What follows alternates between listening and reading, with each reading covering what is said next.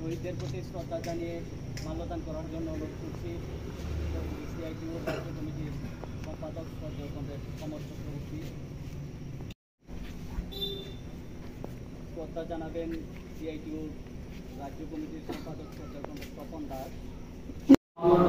একজন অবিংশবাদী রাজনৈতিক ব্যক্তিত্ব কংগ্রেস সীতারাম ইয়েচুরি, সিপিআইএম ফরিদপুর সদস্য, পার্টি কেরালা রাজ্য কমিটির প্রাক্তন সম্পাদক কংগ্রেস কুরিয়ার বালকৃষ্ণন, ভারতের কমিউনিস্ট পার্টির প্রতিষ্ঠার সংগ্রামকে এগিয়ে দিতে অমূল্য অবদান রেখেছেন।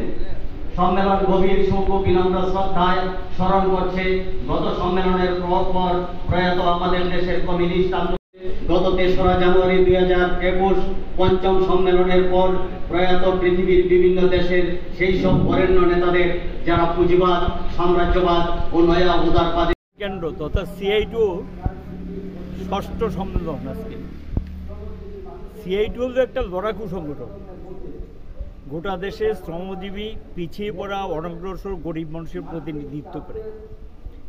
আমাদের দেশ হলো একটা কর্মহীন দেশ এবং দেশটাকে ভিখারি দেশে পরিণত করেছে নরেন্দ্র মোদীর সরকার এবং তাদের নেওয়া নীতি, উদারীকরণ এবং বিশ্বায়নের কুফল আজকে ভারতবর্ষ থেকে লগ্নি তুলে নিয়ে যাচ্ছে, যে দেশে মানুষ জানে না।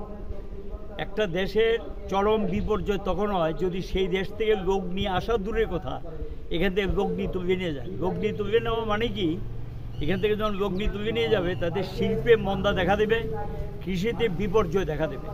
কৃষি এবং শিল্পের বিকাশ মানে দেশের বিকাশ, এই দুটুকু বাদ দিয়ে দেশের বিকাশ হয় না। আর কর্মসংস্থানের সবচেয়ে বড় ক্ষেত্র হলো শিল্প এবং কৃষি। এই দুইটা ক্ষেত্র যখন চরম ব্যর্থ হয়েছে, তাহলে স্বাভাবিক করে দেশে একটা বিপজ্জনক অবস্থা মানুষের জন্য অপেক্ষা করছে।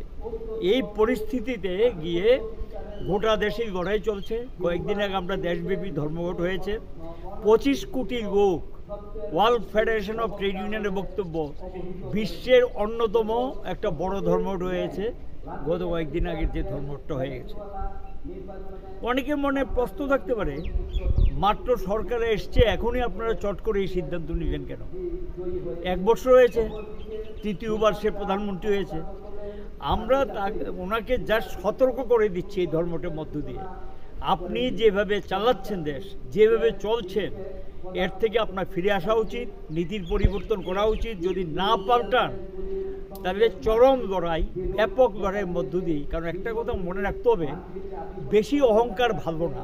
একটু অহংকারী মনোভাব হয়ে গেছে, বুঝতে চান না, কথা বলতে চান না, বসতে চান না এবং একটা বিষয় নিয়ে আলোচনা করে সমাধান চান না। এটা অহংকারী মনোভাবের লক্ষণ। আর বিশেষ করে একটা ফেসিবাদী, একদম টোটালি নয়া ফেসিস্ট বলছি আমরা এটাকে। নয়া ফেসিস্ট একটা দৃষ্টিভঙ্গি বহিঃপ্রকাশ করছে। এই কারণে বাহ্যিক দিকটা গণতন্ত্রের মতোই মনে হয়, কিন্তু কি গণতন্ত্র এটা? আমার কাজ নেই, খাদ্য নেই, আমি এটা প্রতিবাদ করতে গেলে জেলখানা ঢুকিয়ে দেবে, প্রতিবাদী কণ্ঠ থাকতে পারবে না। ইভেন কি সাংবাদিক যারা প্রতিবাদ করে তাদের পর্যন্ত জেলে ঢুকিয়ে দিচ্ছে। তো এটা কি গণতান্ত্রিক দেশ বলা হয়? বাহ্যিক দিক থেকে গণতন্ত্র, কিন্তু আসলে গণতন্ত্র নেই। এটাকে বলছে নয়া ফেসিবাদী কায়দা। এই কারণে আমরা এটাকে নিউ ফেসিস্ট গভর্নমেন্ট বলছি। আইন আদালত আছে, কিন্তু সেই আইন আদালতে যদি রাজনৈতিক হস্তক্ষেপ হয়, আইন আদালতের সঠিক বিচার পাবে মানুষ? এবং কোনো কোনো ক্ষেত্রে দেখা যাচ্ছে আইন আদালতের উপর প্রভাব বিস্তার করার চেষ্টা হয়। তৃতীয় দেখা যায় যে পারবে